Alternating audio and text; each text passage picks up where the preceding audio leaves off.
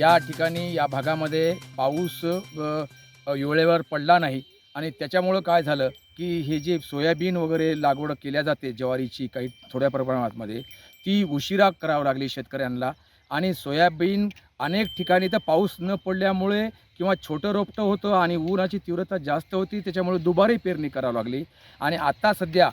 उघडीच चालू आहे आणि सोयाबीन काही निघालेलं आहे पाठीमागच्या पावसामध्ये थोडं बहुत आणि त्याच्यामुळं उघाड झाल्यामुळं शेतामधले कोळपणीचे कामं शेतकऱ्याला करता यायला होत ते एक फायदा आहे कारण का निंदन करायला तण वाढलेलं आहे आणि निंदन करायला पैसा जास्त लागतो परंतु उघडीप असल्यामुळं एवढा फायदा शेतकऱ्यांना होतो आहे की ते कोळपणी बैलाच्या सोबत असं नांगर छोटा नांगर असतो तो कोळपणीचा तो करून हे कामं केल्या जात आहेत परंतु या ठिकाणी या भागामध्ये सोयाबीनचं पीक अधिक प्रमाणात घेतल्या जाते त्याच्यामुळं या ठिकाणी दुबार पेरणीचंही संकट आलं आणि काही ठिकाणी अजून शेतकरी विचारात आहेत की सोयाबीन वाढलं की न वाढलं येईल की न येईल ते दुबार पेरणी करण्याच्या विचारामध्ये अजून आहेत अजून पावसाची प्रतीक्षा आहे. आज पाण्याचं वातावरण आजच दिसायला महिना झालं 15-20 दिवस झालं पाणी नाही काय नाही त्यामुळे आम्ही हळद लावलेली आहे हळद अजून निघाली नाही पाणी उशिरा पडल्यामुळं पाणी पडल्या नसल्यामुळं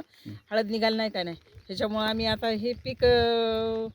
खूप उशिरा येतोय आता 1 महिना लेट झालं ना सगळे पिकं सोयाबीन वगैरे सगळेच 1-1 महिना लेट झालेलं आहे आता याच्यावर आम्ही काय करावं शेतकरी काय करावं आता आमच्यावर हे दुबार हे संकट आहे ना डबल पेरण्या सुद्धा व्हायलेत ना पण संकट खूप मोठे यायलेत ना आमच्यावर अशी आता याच्या पर्याय आम्हाला तुम्ही सांगितलं तर बरं होईल आम्हाला काहीतरी द्यायलाच पाहिजे ना ही सरकारची अपेक्षा आहे ना त्यांनी येऊन सगळं बघायला पाहिजे पिकात नाही आता भेटत नाही आता कधी भेटलाय आम्हाला त्याच्या अगोदर तर पुढचे तरी नीट विमे वगैरे चांगलं भेटावं आम्हाला बस हीच अपेक्षा. पेरणी उशिरा झाली काम पिकं बरोबर निघणार झालेत डबल पेरणी करावं लागली पाऊस उशिरा झाला पुन्हा निघणार झाले बरोबर कोळपे चालू होतं आता कोळपे हे तर संकट लय झाले वावरात संकट झाले उघाड असल्यामुळं उघाड